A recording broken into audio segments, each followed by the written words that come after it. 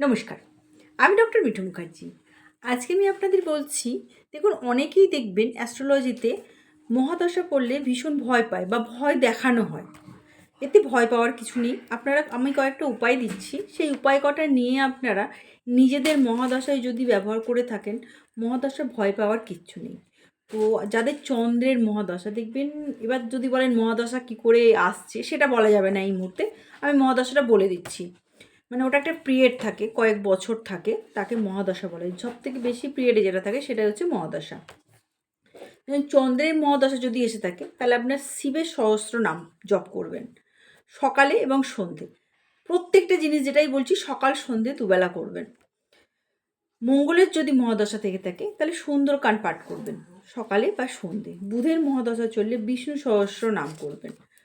বৃহস্পতির মহাদশা চললে গজেন্দ্র স্তোত্র বলে একটি আছে, দেখবেন অ্যাপে পাওয়া যায়, অনলাইন বিনা পয়সাতে ডাউনলোড করা যায়। ওটা মুখস্থ করে বা পাশে চালিয়ে দিয়ে নিজেরা পড়তে পারেন, বলতে পারেন।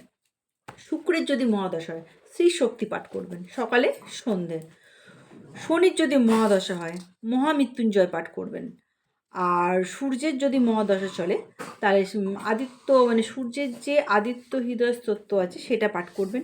আর রাহুর যদি মহাদশা চলে, কারণ রাহু প্রচণ্ড কনফিউশন দেয়, এর জন্যে আপনি গায়ত্রী মন্ত্রটা সকাল সন্ধে পাঠ করবেন। এবার যদি বলেন ব্রাহ্মণ ছাড়া গায়ত্রী মন্ত্র জপ করা যায় না, এই জায়গাটায় একটা কনফ্লিক্ট আছে। ব্রাহ্মণ বলেই সব কিছু জপ করবে, ব্রাহ্মণ ছাড়া জপ করতে পারবে না, এরম কোনো শাস্ত্রে লেখা নেই। মানুষ মানে আপনি মনুষ্যরূপে এসেছেন, তাই এটাকে সাইডে রেখে গায়ত্রী মন্ত্র জপ করবেন। সে আপনি যে ভাবেই জন্মে থাকুন, মানে যে পদবিতেই আপনি থেকে থাকুন, এটা নিয়ে চিন্তা করবেন না, কোনো অসুবিধা হবে না, নো প্রবলেম। সমস্ত সমস্যা থেকে বেরিয়ে আসবেন। যাদের রাহুর মহাদশা চলছে তারা যদি গায়ত্রী জপ করে থাকেন সকালে এবং সন্ধে। আচ্ছা, কোথাও যদি না পেয়ে থাকেন আপনারা বিশুদ্ধ সিদ্ধান্ত পঞ্জিকাতে এগুলোতে পেয়ে যাবেন মন্ত্রগুলো। আর কেতুর মহাদশা যদি চলতে থাকে তাহলে আপনার গণেশ অথর্ব শীষ বলে একটি স্তোত্র আছে, সেটা পাঠ করবেন সকাল সন্ধে।